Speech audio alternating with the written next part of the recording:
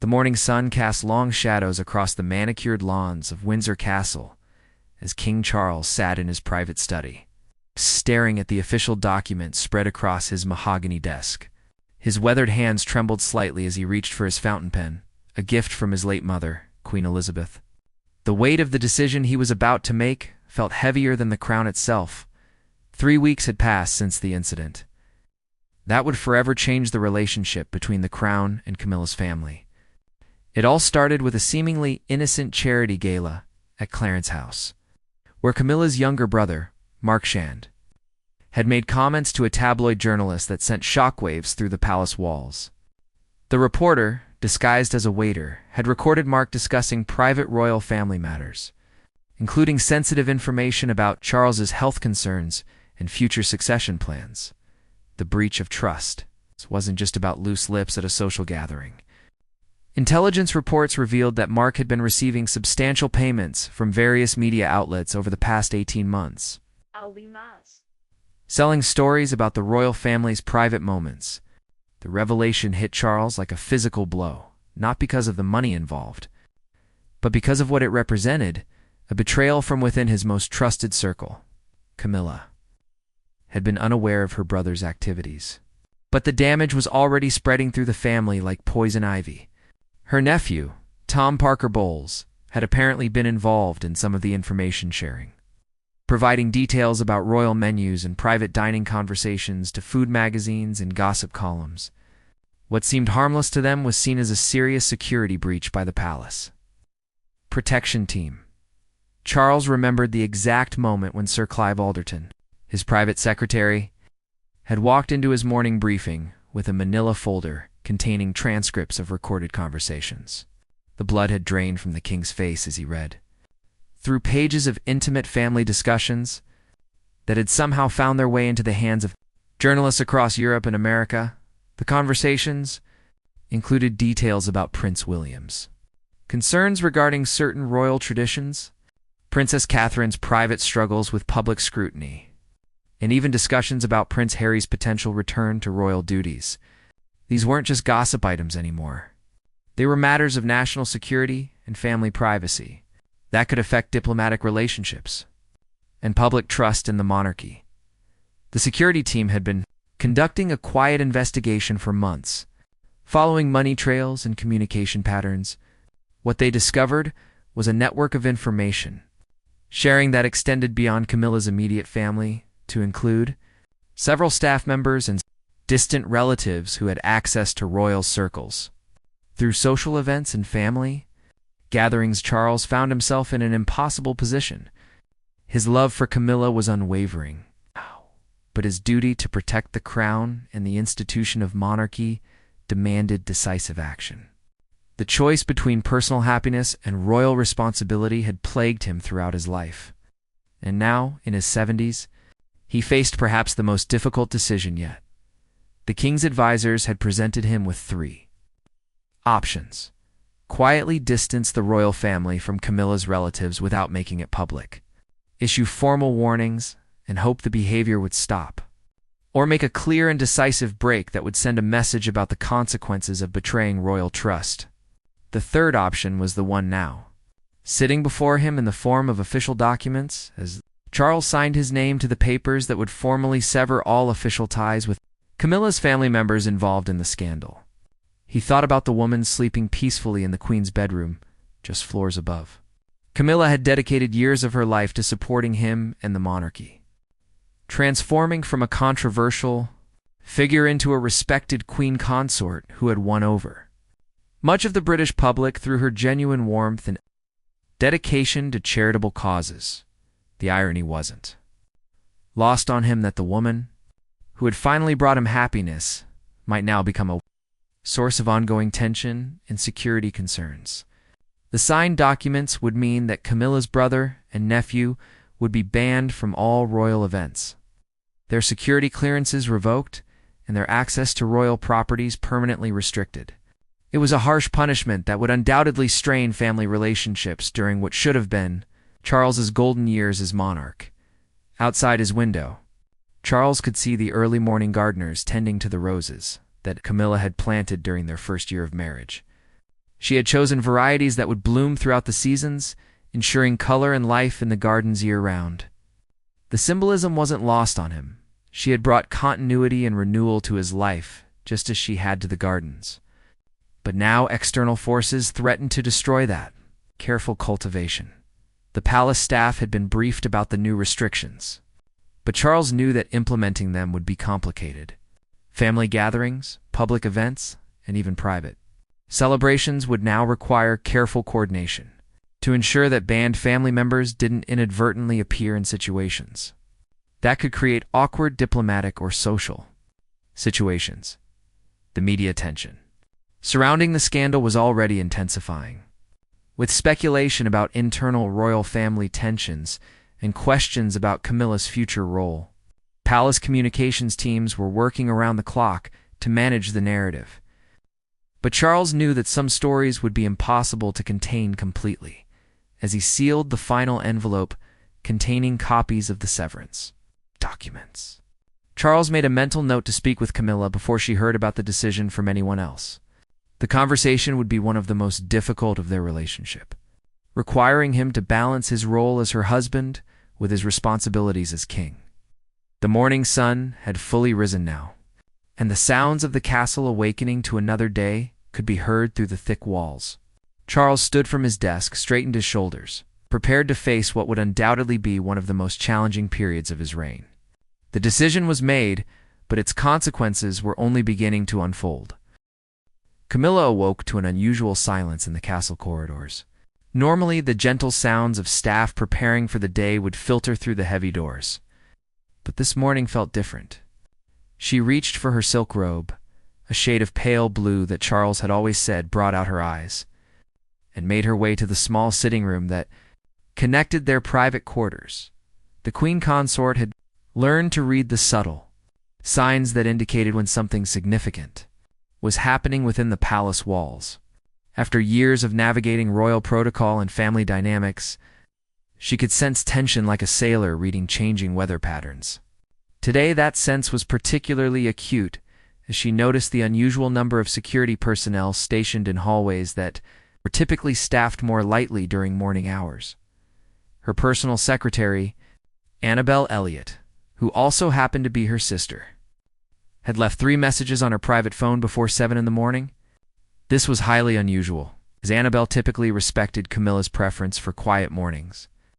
Unless there was an urgent matter requiring immediate attention, the messages grew progressively more concerned in tone, asking Camilla to call back as soon as possible regarding family matters that needed discussion. Camilla's hand shook slightly as she dialed her sister's number. Though she couldn't yet articulate why she felt such a sense of foreboding, the connection was immediate, and Annabelle's voice carried a strain that Camilla hadn't heard since their father's final illness years earlier. The conversation that followed would forever change how Camilla understood her position within the royal family. Annabelle explained that she had received calls from both Mark and Tom, frantically trying to understand why their security passes for royal events had been revoked overnight. More troubling was the information that their contacts within various media organizations had been severed, and that lawyers representing the crown were demanding the return of any materials or recordings related to royal family interactions. As the full scope of her family's activities became clear, Camilla felt a physical sensation of her world tilting. The brother she had defended countless times, who had struggled with addiction and financial difficulties, but whom she believed had finally found stability, had been systematically selling information about her new family for months. The nephew she had helped establish his culinary career, often arranging for him to cater smaller royal events, had been turning their private conversations into profitable content for celebrity magazines. The betrayal cut deeper than any criticism she had faced from the British press during her early years with Charles. Those attacks had been from strangers who didn't know her personally, but this violation came from people she loved and trusted, people who had benefited from her position while simultaneously undermining it. Camilla's first instinct was to march directly to Charles's study and demand an explanation, to fight for her family despite their mistakes. But as she stood in her pristine sitting room, surrounded by photographs of happier times with both her children and stepchildren, She realized that her husband had been protecting her from a situation that could have become much worse if left unchecked. Queen Consort understood royal protocol well enough to know that Charles wouldn't have made such a drastic decision without exhaustive deliberation and clear evidence of ongoing security breaches. The fact that she had been kept unaware of the investigation suggested that the palace had hoped to resolve the matter quietly without involving her in what would inevitably be a painful family conflict. Her thoughts turned to the potential impact on her children, Laura and Tom, who had worked diligently to maintain appropriate boundaries between their private lives and their mother's royal responsibilities. They had always been careful to avoid any appearance of profiting from or exploiting their connection to the crown, understanding that such behavior would not only embarrass their mother, but could also destabilize her position within the royal family. The phone rang again, this time displaying Charles's private number. His voice was gentle but formal, a tone she had learned to recognize as his way of managing difficult conversations that required both personal sensitivity and royal authority. He requested that she join him in his study when she was ready, acknowledging that they needed to discuss recent developments regarding her extended family, as Camilla prepared for what she knew would be one of the most difficult conversations of their marriage. She reflected on the journey that had brought them to this point. Their relationship had survived decades of public scrutiny, family disapproval, and personal challenges. They had finally reached a place of mutual respect and genuine partnership, both personally and in their royal duties. The irony of the situation wasn't lost on her. She had spent years proving her worthiness to be Charles's partner and eventual queen, working tirelessly to win over skeptical public opinion and establish herself as a valuable member of the royal family. Now, just as she had achieved that acceptance and found genuine fulfillment in her royal role, her own family members had jeopardized everything she had worked to build. The walk down the corridor to Charles's study felt longer than usual, each step echoing in the unusual quiet that had settled over their wing of the castle. She passed portraits of previous queens who had faced their own family crises and personal challenges while maintaining their royal dignity. The weight of their painted gazes reminded her that she was now part of a historical continuum, demanded grace under pressure. Regardless of personal cost, outside the study door, Camilla paused to compose herself. She had learned that royal life often required compartmentalizing personal emotions in service of larger responsibilities. Whatever discussion awaited her on the other side of that door would require her to balance her roles as sister, aunt, wife, and queen consort. Knowing that each identity carried different obligations and expectations, the brass door handle felt cool under her palm as she prepared to face whatever consequences her family's actions had set in motion, understanding that the decisions made in the next hour would likely define the remainder of her reign and her relationship with Charles. The study felt colder than usual despite the early autumn warmth outside. Charles stood by the tall windows, his silhouette framed against the morning light, hands clasped behind his back in a posture Camilla recognized as his way of steeling himself for difficult decisions. The formal documents were still spread across his desk, bearing the red wax seals that made royal decisions official and irreversible. Neither spoke immediately. The silence stretched between them, heavy with unspoken understanding of how dramatically their lives were about to change. Charles finally turned, and Camilla saw in his eyes the same pain she felt in her own heart, the ache of loving someone, while being forced to act against that love in service of duty. The conversation that followed was unlike any they had shared in their years together. Charles explained the investigation with the careful precision of a monarch delivering state business, but his voice carried the strain of a husband who knew he was causing his wife profound pain. He showed her transcripts of conversations she remembered having with her brother during family dinners, private moments that had somehow been transformed into commodities for public consumption. The evidence was overwhelming and undeniable. Phone records showed payments from media organizations to accounts controlled by Mark and Tom. Email chains revealed detailed discussions about which royal family members would be present at upcoming events. Information that was then sold to photographers and gossip columnists. Most devastatingly, There were recordings of conversations where her family members discussed Camilla's private concerns about adapting to royal life, turning her vulnerabilities into entertainment for strangers. What hurt most wasn't just the betrayal itself, but the systematic nature of it. This wasn't a single moment of poor judgment or a desperate act during financial hardship. The evidence showed months of calculated planning and deliberate exploitation of family trust. Her brother had been recording conversations during family gatherings, positioning himself near discussions about royal schedules and private family matters, specifically to gather information for sale. Camilla found herself defending family members even as the evidence mounted against them, a response that Charles had anticipated and prepared for with characteristic thoroughness. He understood her loyalty, he explained, but reminded her that their positions required them to consider consequences beyond their personal feelings. The security breaches had already compromised upcoming state visits and required changes to established royal protocols that affected not just their family, but diplomatic relationships and national security concerns. The Queen Consort's world seemed to shift beneath her feet as she fully grasped the implications of what her family had done. Private conversations about Prince William's children, discussions about Princess Catherine's charitable work, even casual comments about Prince Harry's communication with the family had all been documented and sold to the highest bidders. The intimate details of royal family life that she had inadvertently shared with people she trusted had been transformed into commodities in a marketplace she hadn't even known existed.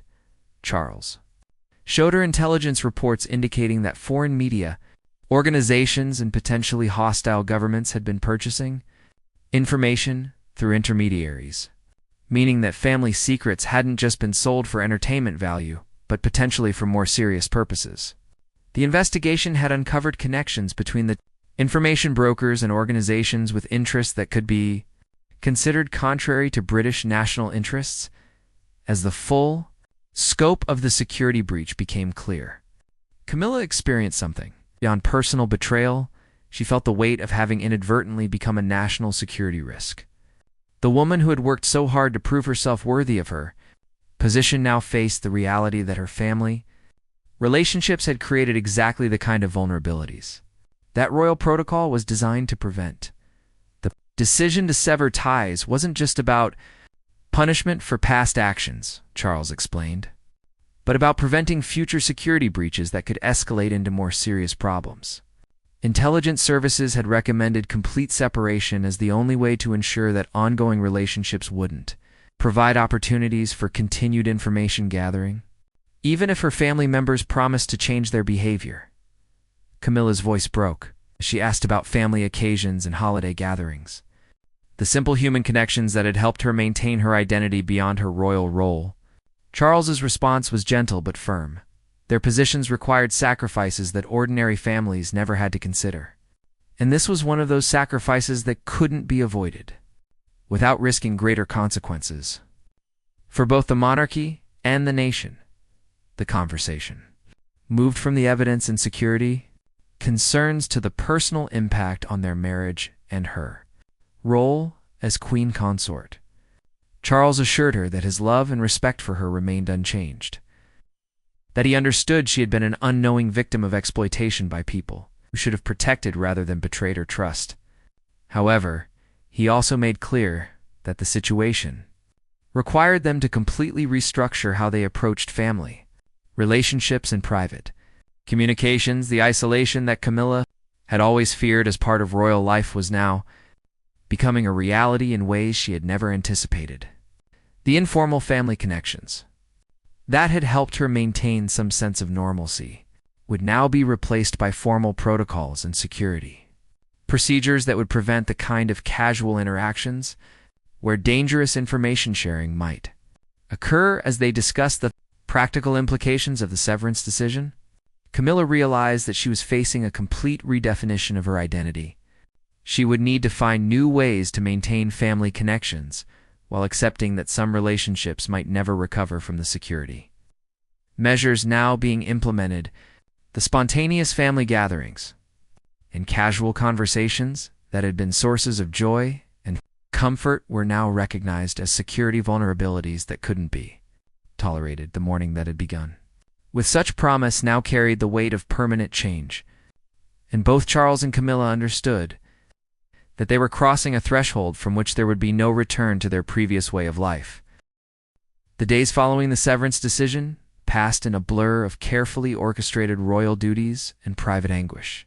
Camilla maintained her public appearances with the practiced grace expected of a queen consort, but those closest to her began to notice subtle changes that suggested the emotional toll of the family crisis was mounting beyond what even she had initially anticipated. Her personal staff, particularly her dresser, Angela Benjamin, observed that Camilla had begun losing weight and struggling with sleep patterns that had been stable for years.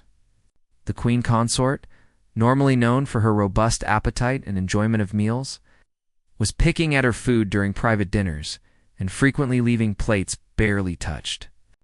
More concerning was her increasing reliance on caffeine to maintain energy during public engagements, a departure from her usually moderate consumption habits. The psychological impact of simultaneously grieving the loss of family relationships while maintaining a public facade of stability was proving more challenging than anyone had anticipated. Camilla found herself second-guessing every interaction, analyzing past conversations for signs she should have recognized, and questioning her judgment in ways that began affecting her confidence in other areas of royal res. Dr. Sarah Matthews, the royal household's physician, was quietly called for what was officially described as a routine consultation. However, the doctor's concerns extended beyond physical symptoms to the psychological stress that was manifesting in ways that could potentially affect Camilla's ability to fulfill her royal duties. The combination of betrayal, trauma, public scrutiny, and the isolation required by new security protocols was creating a perfect storm of emotional distress. The queen consort's normally steady hands developed a slight tremor that became noticeable during public appearances where she was required to sign official documents or participate in ceremonial activities. Her voice, once strong and confident during public speaking engagements, occasionally wavered in ways that royal watchers and media commentators began to notice and discuss in increasingly concerned tones.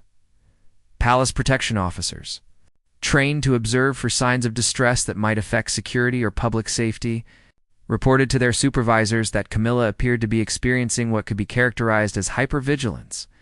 She was startling at unexpected sounds, seemed unusually concerned about who was present during conversations, and had begun checking and rechecking security arrangements in ways that suggested anxiety beyond normal caution.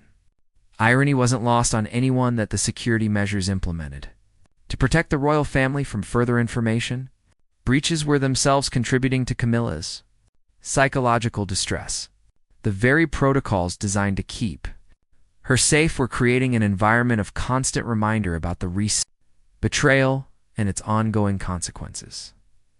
Charles found himself in the difficult position of monitoring his wife's well-being while managing his own stress about the situation and its potential long-term implications for the monarchy. His private secretaries noted that he was spending increasing amounts of time in personal consultations with advisors, seeking guidance not just about security protocols but about how to support Camilla through what was clearly becoming a mental health crisis. Triggered by family trauma, the situation escalated when Camilla began experiencing what Dr. Matthews privately diagnosed as panic attacks during routine royal engagements. The first episode occurred during a charity luncheon for cancer research. It's an event that should have been routine and comfortable for someone with her experience. Instead, Camilla found herself struggling to breathe normally and experiencing dizziness that forced her to excuse herself. From the main reception area, palace staff members who witnessed the episode were sworn to confidentiality, but word began circulating within royal circles that the queen consort was struggling with health concerns that might be more serious than initially apparent. The challenge of managing both the physical symptoms and the need to maintain public confidence in her ability to fulfill royal duties created additional pressure that compounded her existing stress.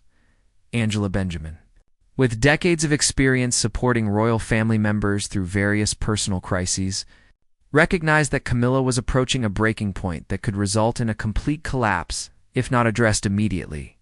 She took the unusual step of requesting a private meeting with King Charles to express her concerns about Camilla's deteriorating condition and the urgent need for intervention.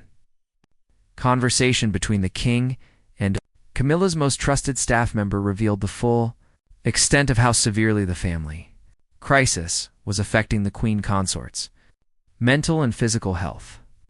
Charles learned that Camilla had been having nightmares about family gatherings where everyone was secretly recording conversations, and that she had become fearful of casual interactions with staff members. Wondering if anyone else might be documenting private moments for potential exploitation, Dr. Matthews' assessment, when combined with the observations from palace staff, painted a picture of someone experiencing complex trauma responses that extended beyond normal grief or disappointment about family relationships. The betrayal had created a fundamental shift in how Camilla perceived safety and trust, affecting her ability to function normally in an environment that required constant interaction with staff, officials, and members of the public. The medical recommendation was for immediate intervention that would address both the psychological trauma and the physical symptoms that were becoming increasingly difficult to hide from public view. However, implementing appropriate care while maintaining the discretion required for royal family health matters presented logistical challenges that required careful coordination between medical professionals and palace security. Charles faced the realization that the decision to sever ties with Camilla's family, while necessary for security reasons, had inadvertently created a health crisis that now threatened not only his wife's well-being, but potentially the stability of the monarchy itself. The woman who had worked so hard to support the crown was now in danger of being unable to fulfill the role she had dedicated herself to mastering. The morning of October 15th started with what palace staff would later describe as a routine engagement that transformed into a medical emergency that shook the very foundations of the royal household. Camilla was scheduled to attend the opening of a new wing at St. Mary's Hospital, an event that combined her passion for healthcare advocacy with the kind of public engagement that typically energized rather than drained. Her Dr. Matthews had cleared Camilla for the appearance after a private consultation the evening before, though she had expressed concerns about the queen consort's continued weight loss and the persistent tremor in her hands. The physician had recommended limiting the engagement to 90 minutes and ensuring that Camilla had regular opportunities to sit down during the event, modifications that were discreetly incorporated into the schedule without drawing public attention. The early signs of distress became apparent during the car journey to the hospital. Camilla's personal protection officer, Detective Inspector Sarah Coleman, noticed that the queen consort was breathing more rapidly than normal and seemed usually concerned about reviewing the list of people she would meet during the visit. This was uncharacteristic behavior for someone who typically approached such events with confidence and spontaneous warmth. The first part of the hospital visit proceeded normally, with Camilla demonstrating her usual grace while meeting medical staff and touring the new cancer treatment facilities. However, staff members later reported that she seemed more formal than usual, lacking the relaxed conversational style that had become her trademark during healthcare visits. Her interactions, while perfectly appropriate, carried an undertone of wariness that suggested she was operating on heightened alert. The crisis began during what should have been the highlight of the visit, a meeting with young cancer patients who had specifically requested to meet the queen consort. As Camilla entered the children's ward, she encountered a group of enthusiastic young patients who had prepared drawings and small gifts for her visit. The genuine joy and innocence of the children, combined with the emotional weight of her recent family trauma, created an overwhelming psychological response. Witnesses described Camilla suddenly becoming very pale and beginning to sway slightly while attempting to maintain conversation with a 7-year-old patient, was proudly showing her a crayon drawing of the royal family. The queen consort's breathing became visibly labored, and she reached out to steady herself against a nearby wall, an action that immediately triggered concern from her security detail and hospital staff. Detective Inspector Coleman moved quickly to support Camilla, while simultaneously signaling to the accompanying medical team that immediate assistance was needed. The Queen Consort's condition deteriorated rapidly, with her legs giving out entirely and her consciousness becoming visibly impaired. What started as apparent fatigue had escalated into a full medical emergency within minutes. Hospital staff, trained to respond to medical crises, but not accustomed to treating members of the royal family, found themselves implementing emergency protocols while trying to maintain appropriate respect for Camilla's position and privacy.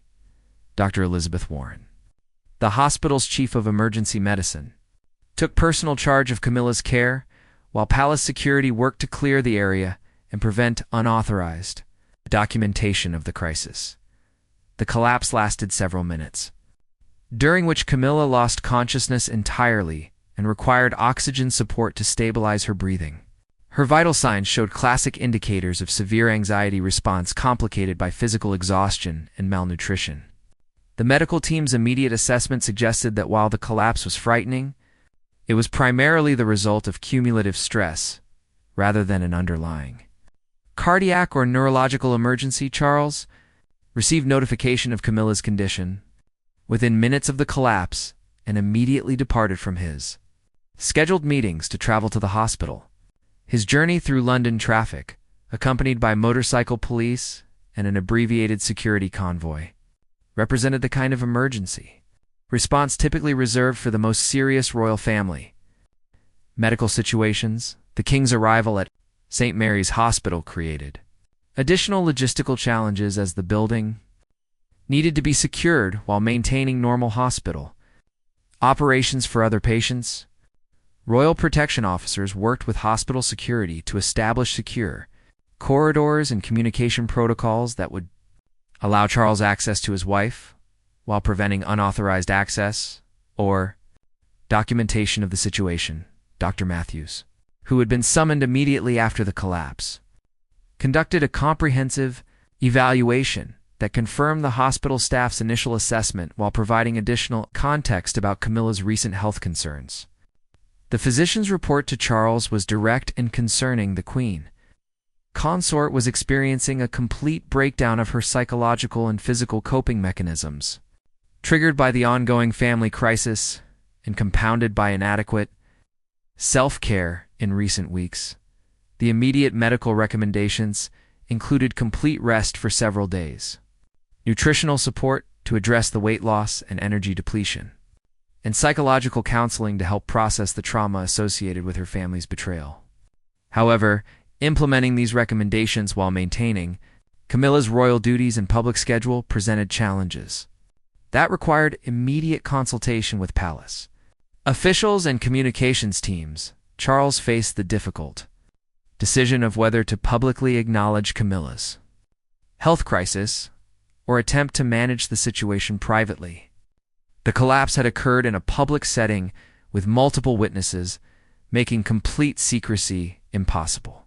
But the extent and nature of the disclosure would have significant implications for public confidence in both Camilla's ability to fulfill her role and the stability of the monarchy during what was already a challenging period.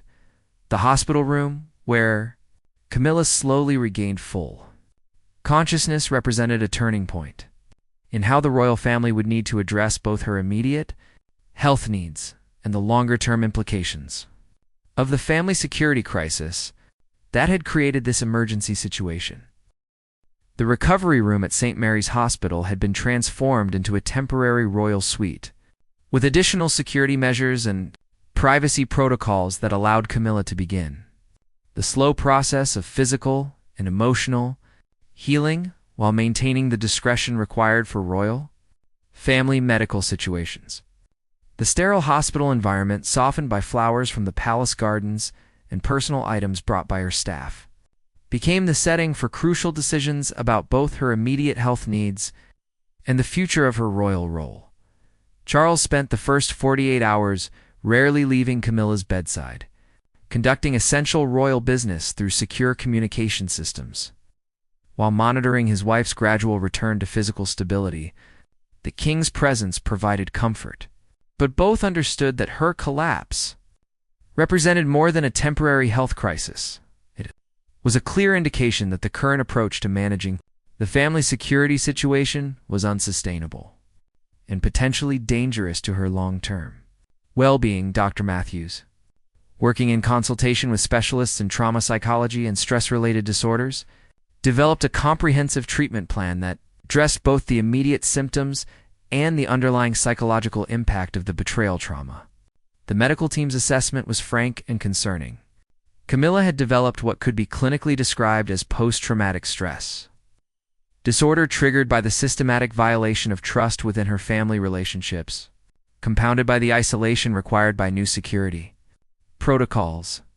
The physicians' recommendations extended beyond traditional medical treatment to include fundamental changes in how Camilla approached her royal duties and personal relationships.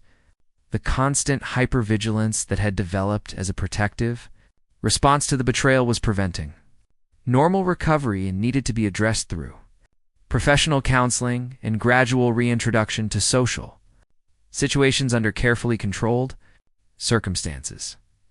Palace officials, meanwhile, faced the challenge of managing public communication about Camilla's condition while protecting both her privacy and the monarchy's reputation. The initial statement, carefully crafted by communications experts, described her hospitalization as treatment for exhaustion and dehydration. Accurate but incomplete information that bought time for more comprehensive decisions about long-term disclosure and management strategies. The conversation between Charles and Camilla about their future took place on her third day in the hospital, when she was physically stable enough to engage in serious discussion, but still fragile enough that emotional stress could trigger setbacks. The king approached the conversation with characteristic thoroughness, having consulted with medical experts, security advisors, and constitutional specialists about options for modifying or reducing Camilla's royal responsibilities while she recovered. Camilla's response surprised even Charles with its clarity and determination. Despite her physical exhaustion and emotional vulnerability, she demonstrated the resilience that had carried her through decades of public scrutiny and personal challenges.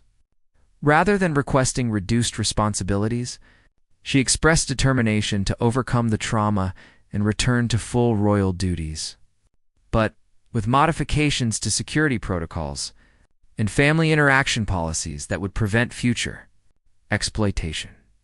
The Queen Consort's analysis of the situation showed remarkable insight into both her personal healing needs and the broader implications for the monarchy. She understood that her collapse had created a potential crisis of confidence that could affect public perception of royal stability, and she was prepared to take responsibility for rebuilding that confidence through demonstrated resilience and continued service. However, her determination was tempered by realistic acceptance of the changes that would be necessary for sustainable recovery. Camilla acknowledged that her previous approach to family relationships had been naive about security implications and that future interactions would need to be structured differently, even with family members who hadn't been involved in the information sharing scandal. The medical team's discharge planning included ongoing psychological counseling, nutritional support to address the weight loss and energy depletion, and a graduated return to public duties that would allow monitoring of stress responses, while rebuilding confidence in social situations.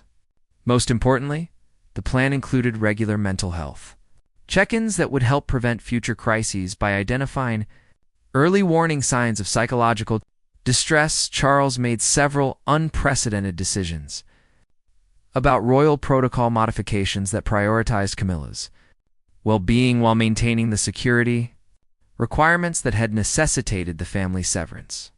These included reduced spontaneous public interactions, more structured formal events that minimized unpredictable social dynamics, and enhanced support staff training to recognize and respond to signs of psychological distress. The broader implications of Camilla's health crisis extended beyond personal recovery to fundamental questions about how the monarchy adapted to contemporary security challenges while maintaining the human connections that made royal family members relatable to the public. The balance between accessibility and security, always delicate, required recalibration in light of new threats that came from within trusted family circles. 6 weeks after her collapse, Camilla returned to limited public duties with a carefully managed schedule that demonstrated her recovery while acknowledging ongoing health considerations.